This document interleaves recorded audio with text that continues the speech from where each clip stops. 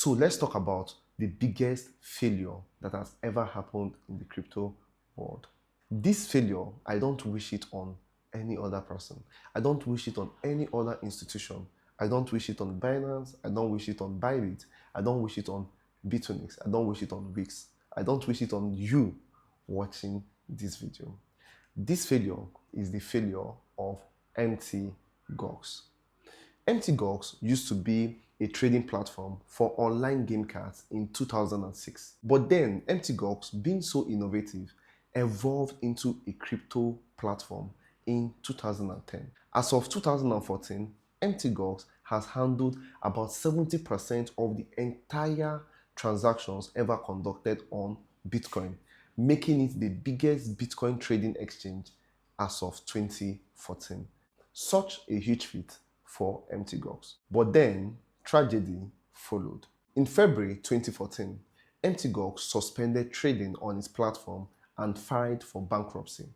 What happened to the almighty MT Gox? MT Gox apparently lost 750,000 users Bitcoin and also 100,000 Bitcoin of theirs. This was equivalent to about 7% of the entire Bitcoin as of then. Bro, this was extremely crazy. Where did 850,000 Bitcoins go to? Much later, it was then discovered that this Bitcoin was actually stolen. So someone, a hacker, an organization, a group of people or whatever stole 850,000 Bitcoin from MT Gox, and that was the reason why MT Gox had to suspend trading on their platform and filed for bankruptcy.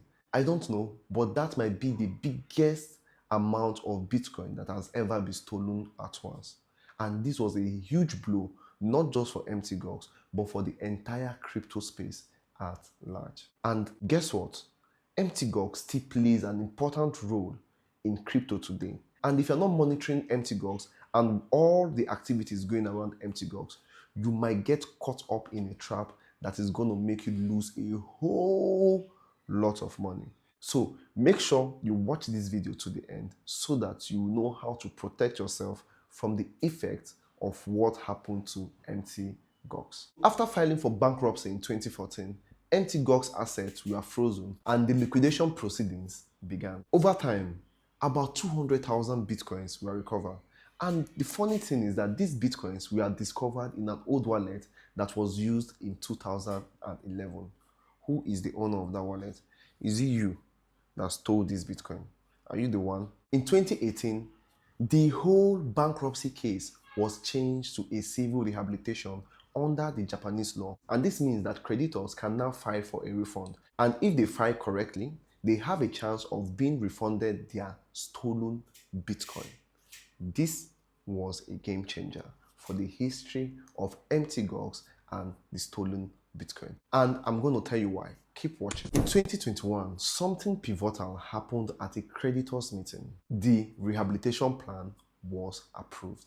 This simply means that MT Gox was going to attempt to pay literally all their creditors back their stolen Bitcoin. Little did we know that this was going to be a game changer. Fast forward to 2024, the repayment process has started. And by early 2025, a report came out that about 19,500 creditors has been repaid in Bitcoin and in Bitcoin Cash. Obviously, the creditors that filed correctly. And mind you, this had an impact in the market. If you remember, as of then, the market was plummeting. And the reason for that, I'm going to tell you much later in this video. As at the time of making this video, MT Gox still has about 34,689 BTCs that is yet to be refunded. This entire yet to be refunded BTC is worth billions of dollars. And MT Gox is looking forward to refunding all of his creditors on or before the ending of 2026. When MT Gox lost 850,000 Bitcoin, the price of Bitcoin then was ranging from about $400 to about $800. And as at the time of making this video, one Bitcoin is priced at about $86,700. And remember, Bitcoin dumped from $120 something thousand to this $86,000. So let me ask you this question. If you are the one that lost Bitcoin when your Bitcoin was at $800 and then you found your Bitcoin and the current price is at $86,000, will you hold that Bitcoin or will you sell? Drop your answers in the comment section.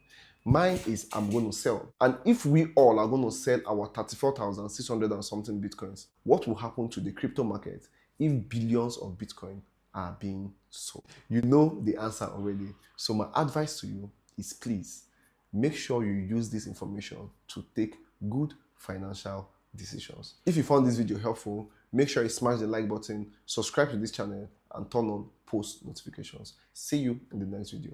Bye.